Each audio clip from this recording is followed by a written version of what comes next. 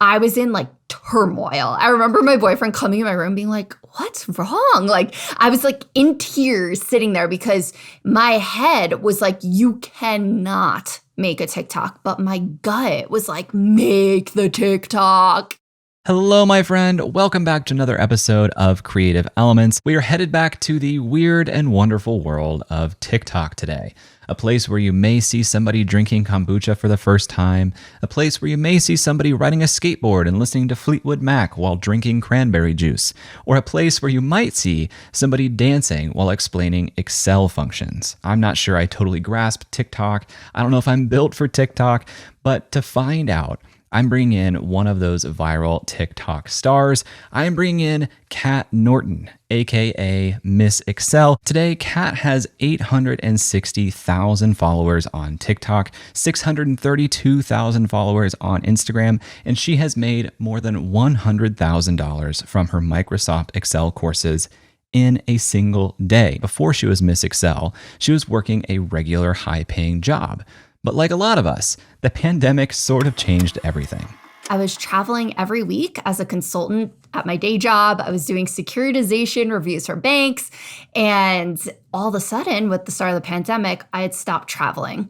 And I was really back at my parents' house at that point and had a lot of extra time on my hands, though, too. So I started diving into all different modalities and ways to become the highest version of myself. So I started meditating and like going into my limiting beliefs and reprogramming them and reading a ton and learning about the mind. I'm super into like quantum physics and the mind. That's kind of what I study for fun. And so I was diving into all these different things and all these dots started to click.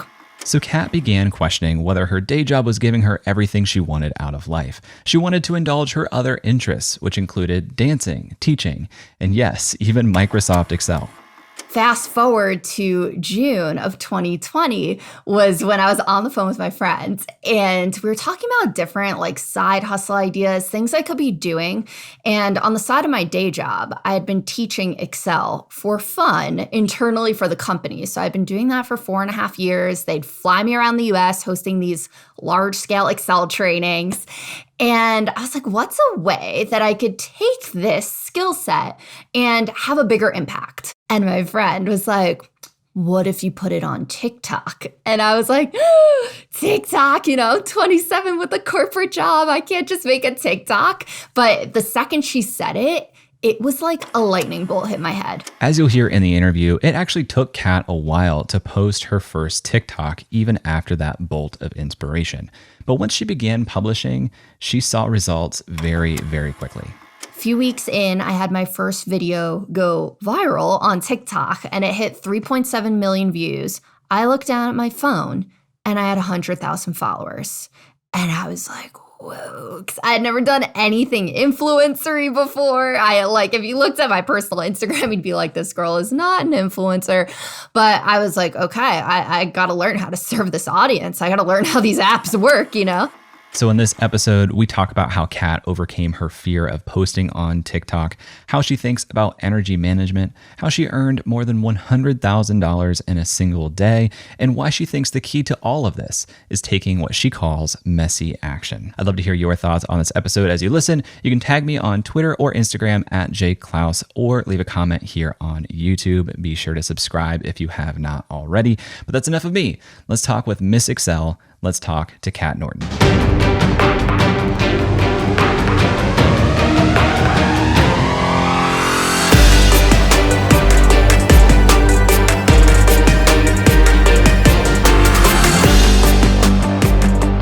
I saw the Excel screen above my head to that Drake song, the 2Z slide, like left foot up, right foot slide, to the left and the right function in Excel. And when I saw it, I was like, how the hell would I make that? Like, I've never video edited in my life. I'm like, how does one get an Excel screen above their head? But I was like stuck on this vision. So for the next 48 hours, I was in like turmoil. I remember my boyfriend coming in my room being like, what's wrong? Like, I was like in tears sitting there because my head was like, you cannot make a TikTok. But my gut was like, make the TikTok. And it was like a Friday afternoon and it was 3:00. My schedule just magically opens. I had all these meetings. It was like cancel, cancel, cancel. I was like, I love that feeling. Yeah, like, like all that stuff starts lining up and you're like, all right, I'm listening. Am I supposed to do something right now? And so I do this dry run of a video. I don't even do my hair and makeup. I'm like, I just want to record this video of me dancing and see if I can somehow get an Excel screen above my head. And I did it. Watched a YouTube video on video editing for like 40 minutes, kind of got a baseline going, and I was able to edit it. And I was like, oh, this is actually pretty cool. So I get super excited, do my hair and makeup, whip out 10 more videos, and I started editing them all like that night. I was super excited about it. And the next morning, I think it was like the next morning, I wake up, it's like 6 a.m. and my boyfriend and I were sleeping, and I tap him on the shoulder. I'm like, babe, wake up. And he's like, what? And I'm like, Miss Excel. And he's like, what? And I'm like, Miss Excel. Like, that's what I'm going to call it. And I get a lot of like ideas like the second I wake up. I don't know if the ideas wake me up or what. So I like grab the handle on TikTok, and it was June 7th of 2020. I posted my first few videos. And by the fourth video, one of them reaches 100,000 views. Wow. And at that point, it starts getting shown to all these people I know, because I didn't tell anybody I was doing it besides my mom, my boyfriend. I'm like, this is going to be my little secret fun side project. I didn't even know how to use TikTok. I was just like posting stuff, trying to learn like captions, algorithms, times to post. I was just like Googling things.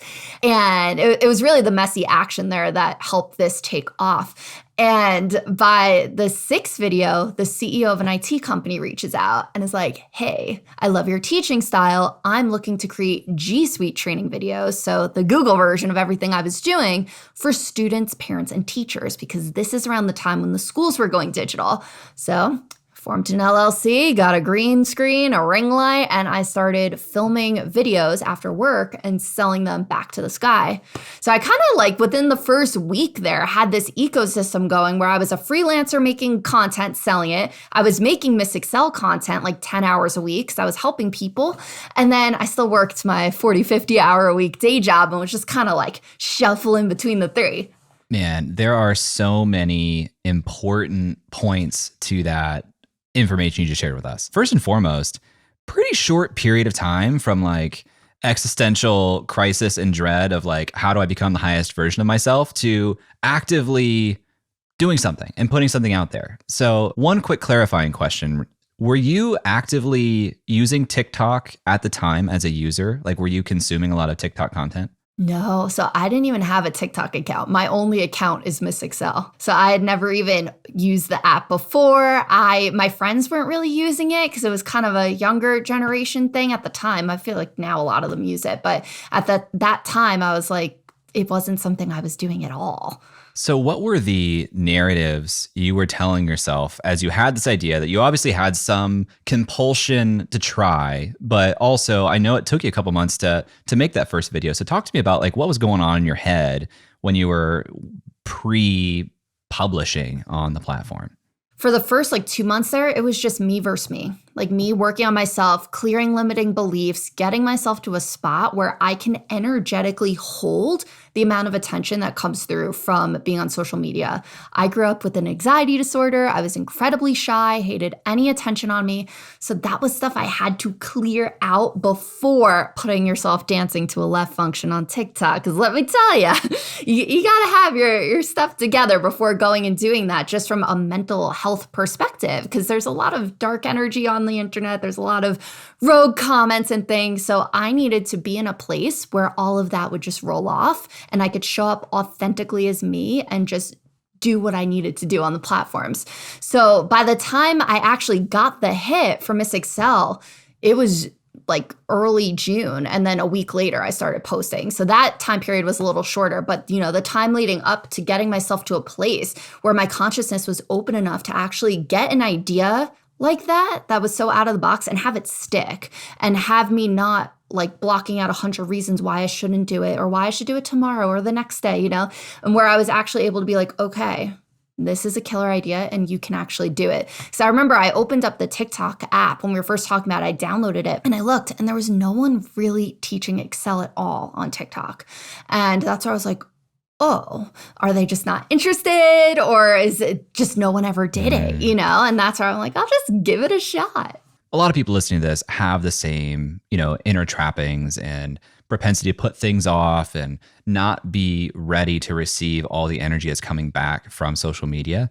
How would you recommend people go down the path of clearing that and fixing it and getting to the point where you are today? There are tons of different modalities in this space. And this is something I'm also incredibly passionate about, is helping people get to that spot where they are living in their authentic self and they're not having this like shell of themselves out there where they're like, oh, I want to be like that, but I can't. And it's a process of removing all those limiting beliefs. So 3 things that I did.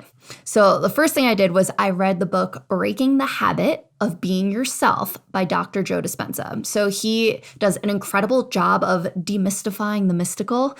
And for my logical Excel brain, I needed some concrete proof about the law of attraction. I wanted some scientific experiments. I wanted to know how this stuff worked. And so for me, that was a really big part of getting my conscious mind on board and being like, okay, like this isn't all like, think positive, good things will happen, like this is some concrete things going down.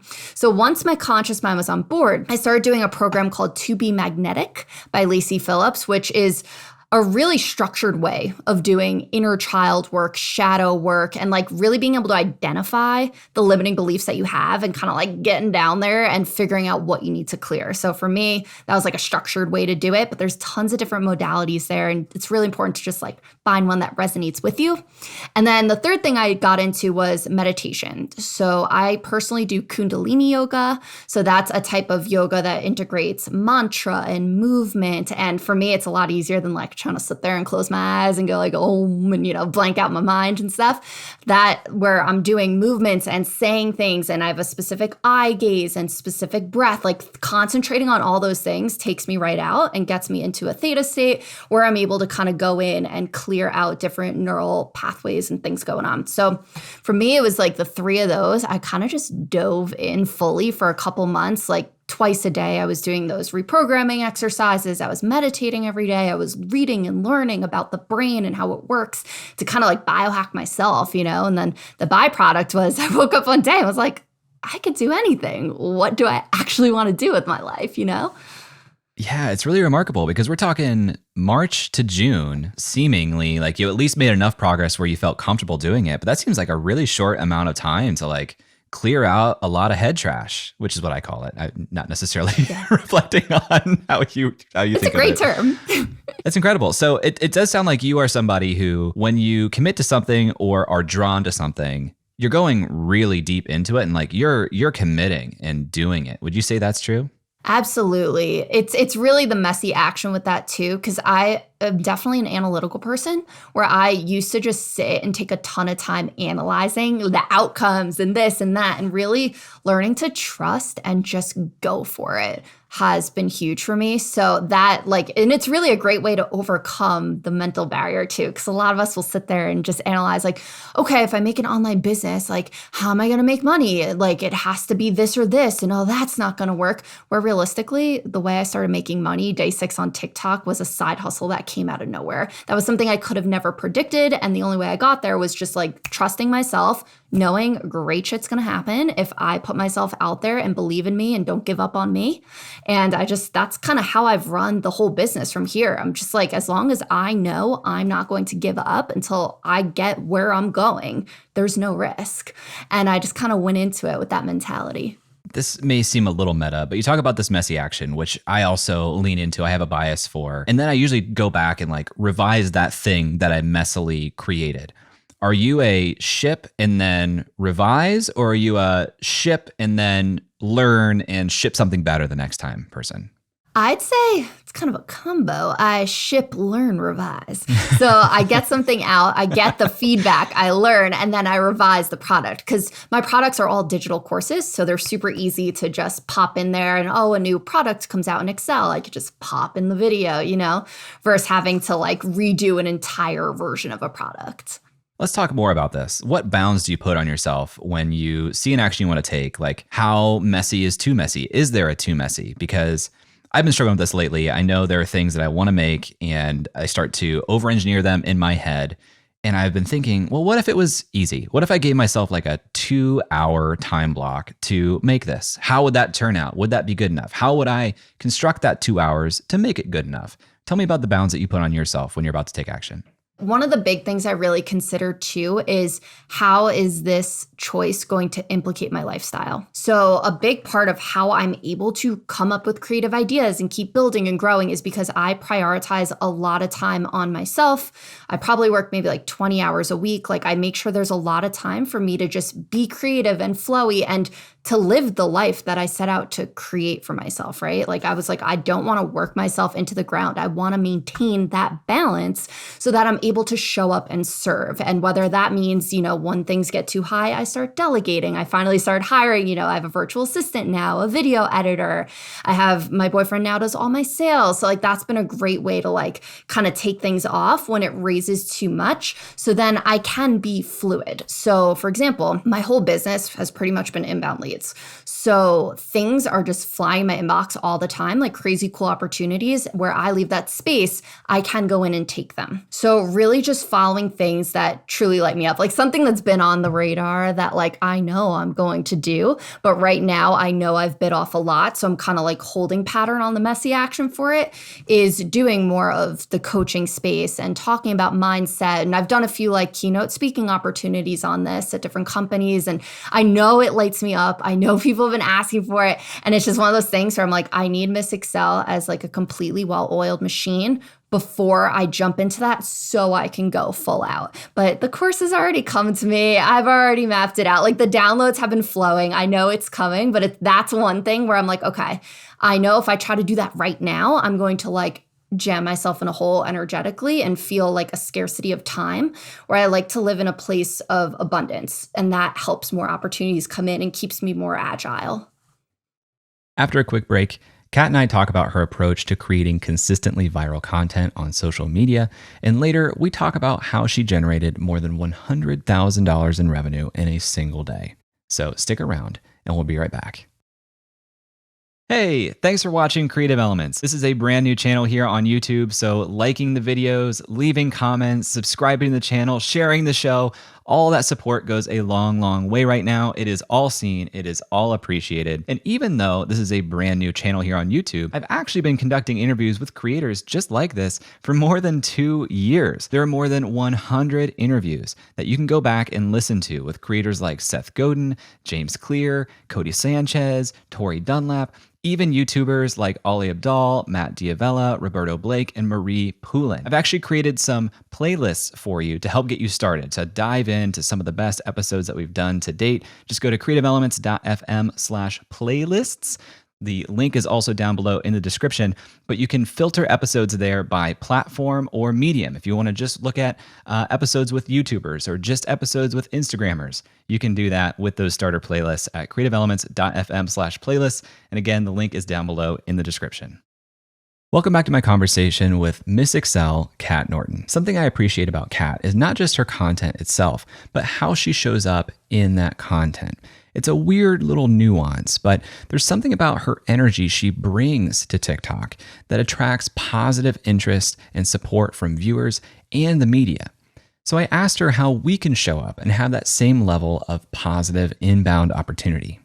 So the first step is clearing out the limiting beliefs. So for example, if you have limiting beliefs in your head when you go to post something on TikTok for the first time, or you're like, oh, no one's gonna see it, this is the wrong day to post, this is the wrong time, no one's gonna like it, oh, my hair didn't look good, all these things, you are energetically blocking that video from being blasted out. Like it's essentially like putting this wall up in front of it. So my biggest tip on all of this is really just clearing out the limiting beliefs first, before going in and taking that time before diving into all the business and all the minutia to work on you, because you are your greatest asset. The business will be incredible, but for me, when I want to grow Miss Excel, I work on me because I can only call in what I can hold. For example, when it was October of 2020, I think it was like 50 plus press outlets picked up my story within like a week. Globally, I was getting hundreds of messages, podcastings, opportunities. It was, Forbes, Fortune, Business Insider, like all these massive CNBC, Fox, like everybody picking up my story. I was on TV. It was just like the craziest time. And things started happening. Like my eyes were twitching. I started having anxiety attacks, like weird, like I was getting shaky because my nervous system was having trouble holding all of the abundance. It was all incredible things. It was everyone, like so much love, so much support, so much incredible things. But like for me, I was like, okay, like this is where I get to do the work on myself. This is where I can do meditations to expand my nervous system so I can keep growing this thing. And that's what I did to get myself to a place where now bigger things have been able to come through. So it's really just having that relationship with yourself and understanding that there's layers to this. Like, yeah, there's strategy. Yeah, there's quantitative metrics. Yeah, there's goals and ROIs and tracking and all those things. I ran my business for the first year and a half. Like I hit 7 figures without tracking a thing. I literally just now am having people put tracking things on my website because they're like, what? Like, where are these leads coming from? Like, I don't know. They just come. And like, because I've been running this whole thing on my intuition and just like feeling into myself and being like, okay, like this is what I need to do. This is what feels good for me. And I can show up fully. And that will result in supporting tons of people and bringing in the financial aspect. So it's really just kind of having that understanding that there's more going on than just, oh, I followed the steps and, I posted at this time and did that. There's just such another layer to it that I think overall the entrepreneurship space misses sometimes when it's just that grind mentality, where for me, I was like, okay, I need to prioritize myself. I need to get myself to the highest version and just trust. I don't have to know how it's going to happen, but trust that those opportunities are going to fall. And then you build the trust muscle, right? So like all of a sudden, massive things start falling on my lap and I'm like, what's happening? And then I do it again, again, and again. And then you start to build that trust muscle with yourself and you can start playing in these other realms where you can go in and call in the opportunities and things that your conscious mind can't even think up. Like half the things that happen to me, like I've never reached out for press once. Wow. Every single press opportunity and podcast has come to me. Like I've never like sent an email like, hey, put me in Forbes. Like it all just like lines up because I energetically got myself to a place where I knew I was there already. And then it matches and comes in. So it's also a layer of confidence that I needed to get. I had very low self-worth before starting all this, where I energetically just align myself. I'm like, I know I'm a billionaire and I'm riding through time to get there. And when you stay on that frequency and act and take on behaviors that are aligned with that version of yourself, the other parts start to come into play. So it's really just holding myself accountable to that space and being like, when I wake up and I'm having a rough day or something, I'm like, yo, is this where you're trying to be? Like, like we have all the tools for this. Let's get out in nature. Let's meditate. Let's do things to get myself to a place where I'm like, this is where you're supposed to be in this lifetime, That's incredible. All that has come to you. So, so good. You said something really relatable a minute ago, which is like this narrative we have before we post something where we're kind of limiting our expectations almost of what's going to go out, where we're saying like, this is the wrong time. Is this any good? But we post it anyway. Speak to the logical part of my mind that says, how does that actually play through to the result? Yeah, I mean, it's all the limiting beliefs attached to the content. So I view content and a piece of content essentially as an energy transmission. So when I'm creating something and I'm sending it through the phone to you, I'm giving you an energy transmission. If I'm coming through that phone and I'm like, hey, here's the Excel tip. That is a lower frequency energy that is reaching to you, right? You're not going to feel as engaged with it. It's not going to captivate you. Where if I do things on the back end to get my frequency up to such a high place that when you see that video, you cannot take your eyes off it. Even I have people who don't use Excel that just like my vibe and just follow my stuff. And they're like, I don't even like use any of these products. But it's just like having that. And that's just a part of being in your authenticity. So like, for example, if you don't like dancing, don't dance. For me, like one of my favorite things is Excel and dancing and helping people. So for me, it's just such an authentic place to come from. So it's not like, you have to dance on TikTok or something. It's just really about having the energy that's authentic to you, which is what helps it grow. So for example, like if I have a bad day, I don't post because I know that my frequency is just going to like lower that down. I put so much work into the content. Each one of my pieces takes like an hour. So I'm like, I want it to go through and to hit and to have that correct frequency when it's going through the algorithms and like getting to people's phones. I've been thinking about this a lot lately because as we've added video to the show, it's removed some level of shield from me. And I'm finding that there's some limitations to some of my natural mannerisms in video because I'm not like the heightened version of myself. I don't want to be performative for performative's sake, but I know that if I'm able to be like the 11 version of myself, that's going to do well in video. And I'll follow that up with a quick story and get your take on it. When I was researching your story in preparing for this interview, I watched the 12-minute clip that came from the My First Million podcast where Sean was talking to Sam about your business. And I'm sitting on the couch watching this clip on YouTube. I usually listen in audio, but I'm watching this on YouTube and Sean's talking and I keep catching myself smiling. And it's because Sean is constantly smiling as he talks and I can't help it. And I think to myself, do I ever smile when I'm interviewing somebody? So talk to me about this energy transfer, because this is really interesting and really important. How do I get myself to the 11 version of myself? Or is that even what I should be aspiring to do? It really depends on the modalities that work best for you. And a trick to kind of navigating that and figuring out your patterns with it is I'll ask myself, what will make me so happy in this moment? What is a baby step I can do and I can take to raise my frequency? And for me, like whether it's like going out in nature, go to that coffee shop and get the cup of coffee, eat a piece of chocolate, go have a dance party. Like it depends on like what will make you happy in that moment. And when you do that, that is going to raise your frequency up a notch. So it's really just a game of getting yourself super hyped. So especially before podcasts and stuff, like I had a great meeting before this. I was so excited to talk to you. And I just like had my frequency up in a spot where that's able to come across on the camera compared to like if I just woke up or something and I'm out of it or I'm having a bad day, like that would come across on camera. And then always remembering to smile helps a lot too, because that you're absolutely right. It will translate through the camera, especially in video. Sometimes even when I'm talking though, people, if you're listening to this, could typically tell when I'm smiling because it just like comes across in my voice. So talk to me then about energy management, because there are all kinds of people who talk about time management and how to time block and batch record and create these things. But I'm getting the vibe from you that you optimize your schedule more for energy management than time management. Is that true? And if so, how does that look?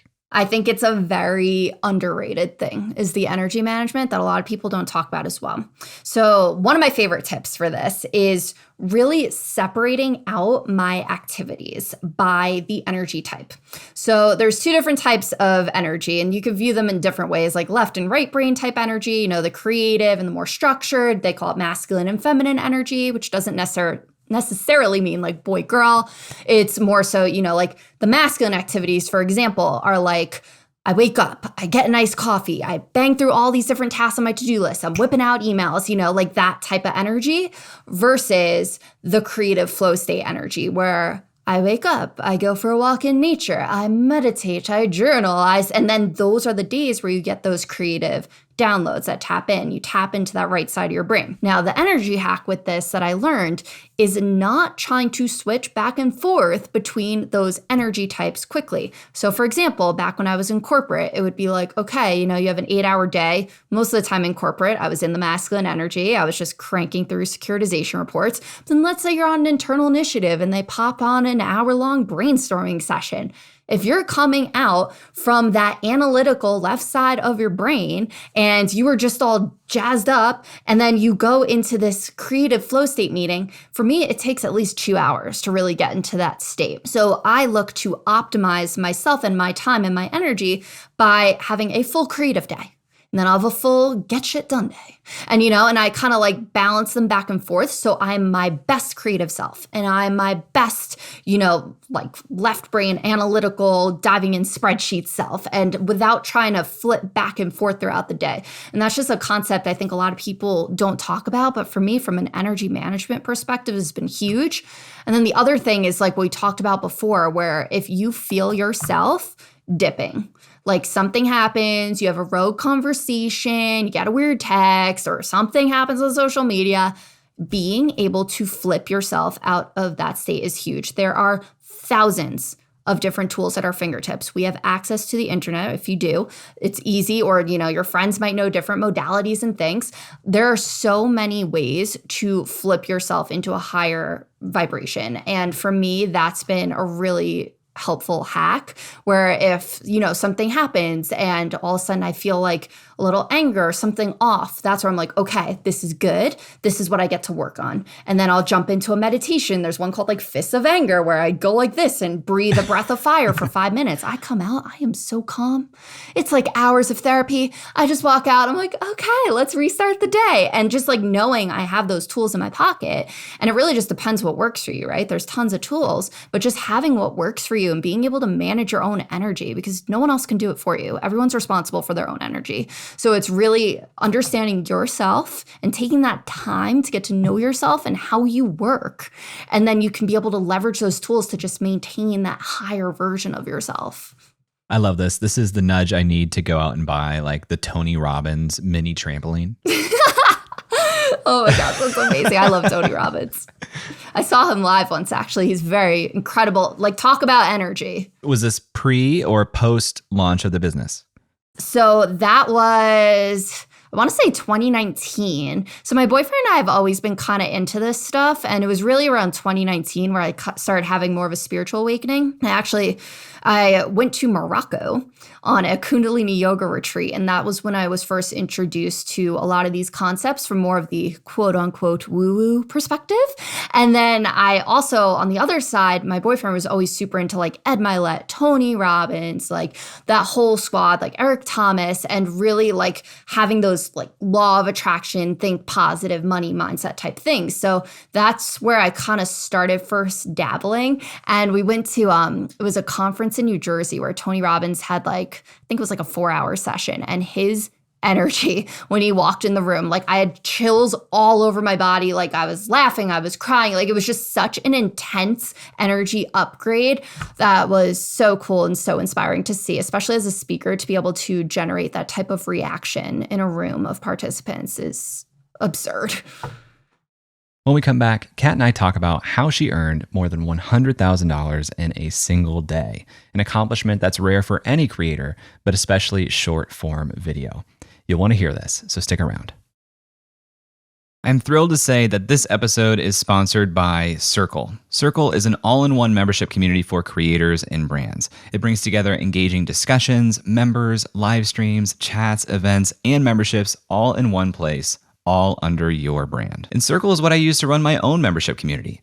I love Circle because it has a clean, minimal design, and it's built with creators like you and I in mind. It's so easy to use, people love it, and it's easy for me to manage as a creator myself. I'm having so much fun supporting creators inside my membership, and it's become a huge part of my overall business. You can also easily create immersive live video experiences right inside of your Circle community. Whether it's a 5-person group coaching call, a 50-person online class, or a 500-person broadcast with Q&A, Circle has you covered. If you're interested in testing out Circle for your own community, you can start your 14-day free trial by going to creativeelements.fm/circle. That's creativeelements.fm/circle, or visit the link down below in the description.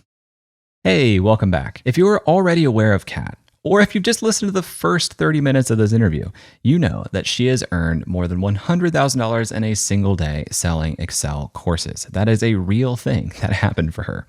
So I asked her to connect the dots for us. How does she go from publishing one TikTok to now earning over 6 figures in a single day?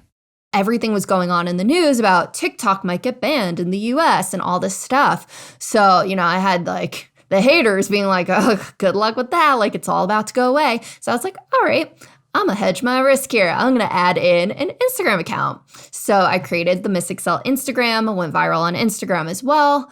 And between the two of them, I started just going viral every like month or so on the platforms. And each time I did, my audience would grow like 50,000 people in a week. So that's how I made those like quantum leaps. And now by like October, I had like a couple 100,000 on both platforms. I have 0 products. I'm still kind of like, things are like winding down with the side hustle, still working the day job, but dreaming of like running my own calendar, working in a coffee shop, creating things, the dream is being held. And I'm like, okay, what am I doing over here? And I had a business coach reach out to me and was like, listen, you should really have a product. And I was like, oh. So, it was very obvious what the product needed to be. I've been asked hundreds of times by people being like, where's your course? Where's your course?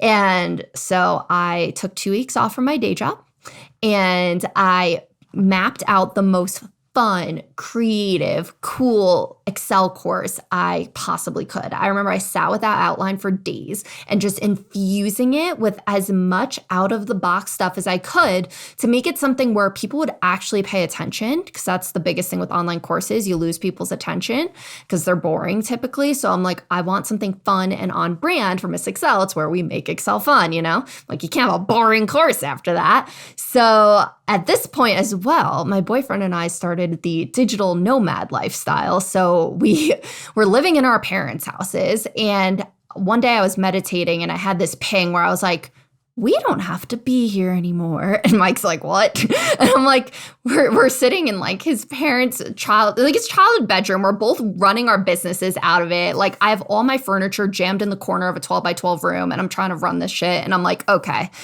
why don't we go to Sedona, Arizona? I kept seeing it online. I was feeling so called to go there. I'd never been there. And I found this house that we could rent for 4 weeks. And meanwhile, you know, Mike's dad's an accountant. He's like, this doesn't make financial sense, you know, to spend money on rent right now. But I was like, we need to go. So we got this house in Sedona. Immediately when we got there, amazing things started happening. Because also Sedona is an energy vortex. So if you're playing in these realms, it really helps speed things up. So a lot of people will physically come here when they're launching a business or launching a product because the energy is in your favor. So we get here. All these great things start happening. Opportunities start flowing. Like Mike lands the biggest deal of his career. Like all this stuff's going on because he was still at his day job at the time. And I think too, from an energetic perspective, switching my location really helped me get out of my current patterning. So that's like another little hack if it is available to you, changing your environment, because I'd say I think it's like 90% of the thoughts we have every day are the same thoughts. So how would one expect to change their reality if they're having the same thoughts? Where what we did, we spent 16 months as digital nomads, changing houses every month, switching different states. I lived in, Hawaii, Arizona, Austin, Texas, Miami, California. We just kept bouncing around. So we'd switch environments, switch friends, switch restaurants, switch where we're living, and I just made a portable studio that I would bring with us everywhere we went. So that October 2020 was kind of where we started that journey as well, which I think really helped crack open my consciousness and make it easier to rewire neural pathways, because I wasn't just in that same rut of get up in my parents' house, go eat breakfast, it was just a totally different pattern shift. But anywho, at this point, I'm in California. I whip out that course in 2 weeks and I start selling it before it is done, which is another big thing in the space. So I started selling the courses it was Black Friday of 2020, and it was my first signature Excel course. And by January, so 2 months later, it was bringing in more money in passive income every month from the course sales than my day job was every month. Miss Excel takes 10 hours a week, day job taking 40 hours a week. Sat down with myself and was like, girl, you got to rethink your priorities here. I was like, imagine if I applied these 40 hours to Miss Excel, I would be dangerous, even if I applied half of those hours. And so as my gift to myself for my 28th birthday on January 15th, I put in my 2 weeks, and my last day in corporate America was February of 2021. So at this point, hadn't even made six figures with the business yet. Was really taking a bet on myself. I knew this stuff was going to blow up. I knew I would figure out a way. I had all these people, what are you going to do about health insurance, this, that? My day job's you can always come back. They were so supportive. And they actually hired me back now as a vendor, and I teach Excel there, which has been awesome. Yeah, they're incredible. I worked at Protivity. Oh, amazing. So by April 2021, I did my first webinar, which was a free online Excel training. I just pack them. I still do them all the time. I pack them full of tons of free content. And then if people at the end decide to keep learning with me, I give them an incredible discounted rate. And that's how I really started scaling the business and getting the courses out there. And so I did that. It was April of 2021. That's when the business first hit six figures. And then from there, I went on and scaled it to seven figures in the coming months by going through different webinars, and I created 9 more courses in 2 months. Wow. Yeah, I just got really streamlined with it, and I could build a course in about a week from start to finish. From like mapping out the course takes me like 2 days, filming takes me 2 days. It's roughly about 12 hours of content, and then I edit for 3 days because that was back when I was editing all my own stuff too.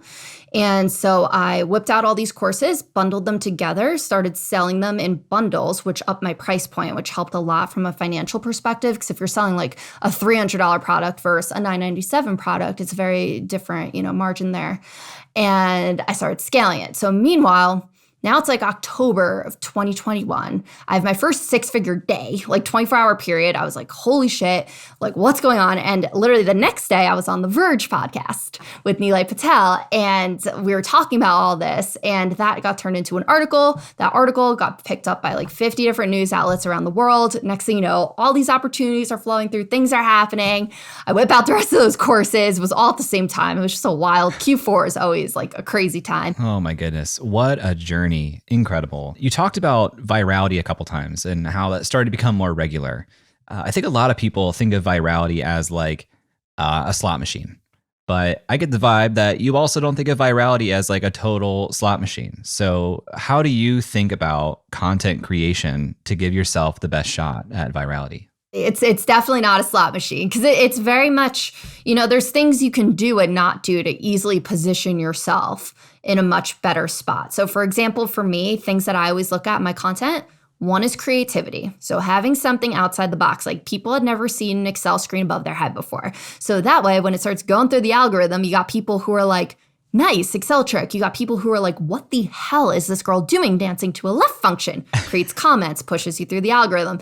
And then even the people that don't care are just like, what? And they're commenting too. And that's also the element of polarity. A healthy element of polarity is something I always look for in content as well. Because if I was just showing you an Excel screen right off the bat, like people who don't use Excel would just swipe on by. There's nothing polarizing about it. But when people see things being combined, like Excel and dancing that don't traditionally go together, that creates conversation. That's what makes news headlines. That's what creates things. So having that element of polarity to it really helps. And then, things not to do, obviously, like you need to make sure none of the captions are being cut off on the sides, that your video is clear, like the actual production quality and things that are super important as well, because your video could be incredible, but if it's super blurry, it's not going to blow up typically.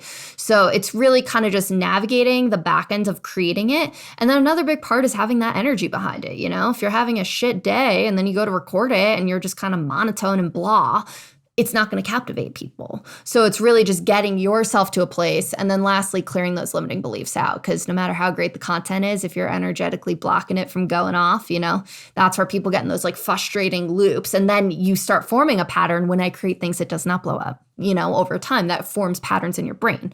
So then it's, going in, nothing's unfixable, like everything is reprogrammable. So even if you're in that spot right now and you're like, oh, Kat, like I've been posting for months and it's just not going, like everything is reprogrammable. We can shift the beliefs around it, shift the mindset around that, and then you see what opens up.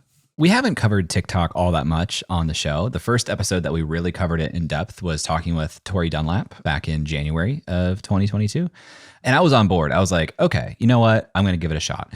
And then she told me that she was posting 3 times a day to make the algorithm happy. And I said, just kidding. I'm going to not do that. But that's not what you do. So talk to me about what you've learned about playing nice with TikTok and how we should be thinking about content frequency. What I always say with that is energy overrides the algorithm. So for example, I've had like my most recent post that blew up. I hadn't posted for, I think like a week before it. And then it went and still went viral. So it's really, I'll give it, in the beginning, I was posting once a day for that first month. I'll give it that. But I think that was just because I was so hyped up on it, and that's what felt good for me at the time. I wasn't posting like, oh, I have to post, I have to make something, like if you're coming in from that frequency, then it's going to sabotage your content. Where for me, I was just so excited that like, my 4th video, people start watching. I was like, okay, I'm going to make more, and I was so inspired that it didn't feel like work. And that's where it was just flowing. Then obviously as the business grew, my time got divided more, right? And so I didn't have as much time to make content. So I started posting, once every few days or, and it's still, the accounts will go viral between the press or TikTok or Instagram or on something, usually every like month or so, I'll have something happen, It's really, I just kind of follow my intuition on it. Like, for example, I just got a killer video editor. Now I'm like, amazing. All I have to do is just film the pieces and hand it to someone. So now I'm able to bump out more content. So that's something I'm working on this week because I have a ton of ideas. But yeah, so it really is just like flowing with your own energy. And if you're doing things that feel icky to you and you're doing something where you're like, I don't want to post this. I have to make something. Like that's the energy we want to avoid. So for me, posting every other day felt really good, or a couple times a week felt really good. And I'll just make that content incredible. Like that's what I ended up doing. It's not as quantifiable. It's AI. It has, things going on. It's not like you do a specific thing and it always works. You mentioned that a lot of your course sales come from webinars now. And I could see where your business model would be like TikTok virality, drive to an email list, pitch a webinar, sell a course. But I think you go TikTok straight to webinar to email course. Is that the pipeline? And is getting people into the webinar more impactful than getting them to subscribe to an email list? Yeah, I definitely put more attention into driving the webinar signups because on the back end, I just add them to the email list. So it's really like, and then that's where, they get the follow-ups and things like that, the reminders and whatnot, but really just getting them straight to the webinar sign up because that essentially accumulates an email list, but it also gives them the link to join the webinar, which helps a lot. How do you structure those for success? Like what if someone here hasn't done a webinar before, what should they be thinking about to pull one off that is successful and drives people to take action? Give tons of free content. There is never enough free content, like really going in and providing so much value that people's minds are blown and they're like, whoa, there's so much I actually didn't know about Excel. Like maybe I need to take this course. And then there's people who are like, thank you for the free lesson. And they just leave. And that's great too. Like it's really just coming from a place of serving and not like come from a place, oh, I have to hold this back, and like stuff like that. Like I don't play games like that. I'm like, yo, you want to learn Excel? I'm going to tell you the most important stuff right now. Like come through, let's do this together. I'm going to make it clean, easy. And then typically most people are really inspired to keep learning with me too, because it can be viewed as an example of your teaching style. So people are able to see the level of energy and things that I bring to the training. And that's without video editing, once we edit and do things, the courses are way cooler, but even just from the webinar, people are like, oh my gosh, she makes things make sense. Like I want to learn with her. And that's kind of how it just grows that area of the business. I know webinars are typically recorded and then sent out to folks who registered and maybe even people that didn't register explicitly. But I think you put a focus on making sure people get there live. Do you find that there's a difference in how likely someone is to take action if they attend live versus if they actually studiously watch the replay afterwards? I would say the more people you can get on live, the better, typically. It's kind of the excitement of the moment and the community aspect too that really comes into play there. Like we have an open chat forum and people are just hundreds and hundreds and hundreds of comments are blowing through. Everyone's saying where they're from. Everyone's super hyped up. They're, what are we drinking? What are we doing? It's like a party, and you want to be at the party. You don't just want to watch a video of the party, and especially from a conversion perspective as well. It's obviously much higher live than it is on the follow-up emails because a lot of people don't actually take the time to watch it, but it's really like you're invited to the party, like come through, that's where the action is. I love that. It's this energy transfer flows through every aspect of your business, it seems. Yeah. You mentioned something a minute ago in passing that you created like 10 courses in a matter of weeks. How would I, as someone who literally has like 3 course ideas he wants to build, how do I efficiently do that? What guardrails do you put on yourself to not over-engineer, to not spend all of your time scripting or editing or recording? How do you structure your time to get that outcome? It's a mindset thing. It's totally all mindset. If you're going into it and you're like, oh my gosh, this is a mountain of work. How am I going to do this? Your body's not going to want to do it. It's going to be like, I don't want to start that. I have other things I can do. For me, my biggest hack with it is I will sit there and map out the steps and I assign hours to it. So I'm like, okay, realistically, if I sat down with a cup of coffee, I can map out this thing in 3 hours. If I film it, it's, 12 hours of content. That's 12 hours of filming, 6 hours, add on an extra hour each, as a buffer. And so let's choose 7-hour days. And then I'm like, okay, editing. If each video is roughly 5 to 10 minutes, because I do mini videos, I'm like, how long is that going to take me out of each one? Maybe 10 minutes max each one. I map out the hours. And then you're sitting there and you look, and you're like, oh, it's 40 hours standing in between me and getting out and serving my community. It's 40 hours between me and that extra income stream. It's 40 hours between me and this like mental block I'm having that like rides on you in the back of your head where you're like, do it, do it, do it. And you're like, oh, I didn't do it. And you're like making promises to yourself that you break, which is all bad for your psyche and shit. Like it is so empowering when you get that done and you feel so good on the other side. And it's a haul sometimes. Like what I do is those weeks, I will do 40, 50 hour weeks and I will sit down and like just crank it all out in one shot versus dragging it out. Cause I'm like, if it's between me and 40 hours, I can make this 40 hours last 3 months. I can make it last 1 week. Which one am I going to pick? Which one's more efficient, you know? So that's really, it's like leveling with yourself and being like, okay, like I'm done letting this like dangle over my head and like have all these thoughts and judgments about it. I'm going to pull this down, be like, yo, what's actually here? Line that shit up and then just knock it out, you know? I love that so much because the amount of time that I waste just thinking about the thing ahead of me and like dreading it, like just the wasted energy of like, I want this thing done, as opposed to just applying it to the action of doing it. It accumulates and would be such a large number. I'm not even going to do the mental math because it would be so painful. Yeah. Is there anything that feels challenging? Is there anything that you're chewing on and struggling with? Or what is the next step for Miss Excel? Yeah, I mean, from a challenge perspective, I just view all challenges as blessings and learning opportunities. So it's really like if something ever pops up, it usually doesn't last long and I'll just do the research and figure it out or hire the person or do, you know, for example, my more recent like challenge, I'd say was like getting through and creating the content all the time with my current schedule where I'm still prioritizing myself and my mental health. And that's where I'm like, okay, I'm going to call in the perfect video editor for me. And I found my perfect person. And it was just like calling in the right people in the right positions. And like when something gets to a point where I'm like, oh, I don't like this aspect of the business anymore, or this stresses me out, or this keeps me up at night, I get rid of it. I hire it out.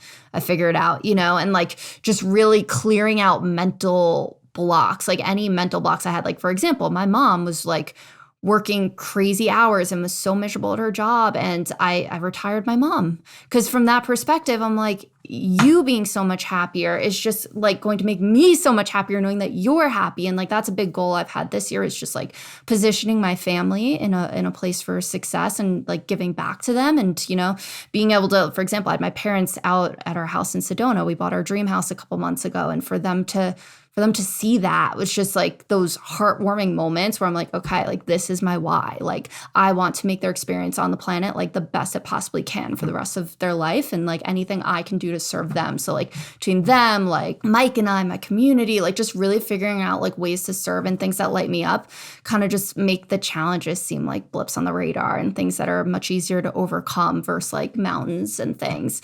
And I mean, future of Miss Excel, we're about to turn up. So second half of the year, I've been away all of June, and it was a lot of fun, weddings, traveling, things, but not a work environment. I was back in my childhood bedroom. I was taking meetings from a little like kiddie chair from my childhood that my mom used as a step stool in her closet. And I had that on the floor and my computer on her bed because that was the only place with good lighting for meetings. And I was like, oh, I cannot work like this, right? So now that we're back in Sedona, we're back at our house, we're like building out studios in here. I'm just so ready to turn up from content perspective where I've been working with an incredible team on this newsletter as a whole new offering to my community, being able to provide more support in that way. I'm working on a super cool NFT project, like looking to scale the business, create more products, and, you know, revamp my existing courses. Just so much excitement and energy and just like, I'm ready to go.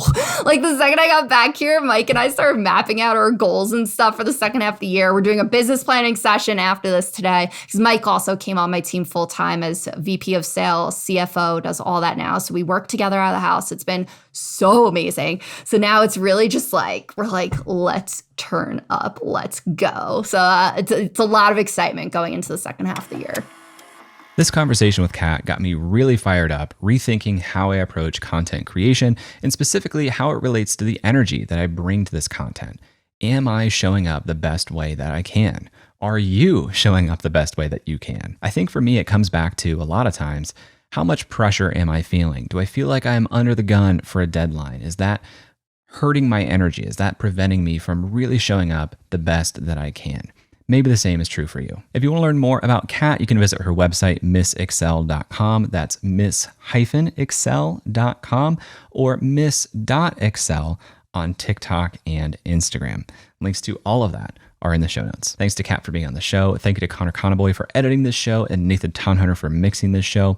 Thanks to Emily Clouse for creating the artwork and Brian Skeel for creating our music. If you like this show, I would love for you to tag me on Twitter or Instagram and say hello. You can find me at jclouse or leave a comment here on YouTube. If you're not already subscribed, please do so. Thanks for listening, and I'll talk to you next week.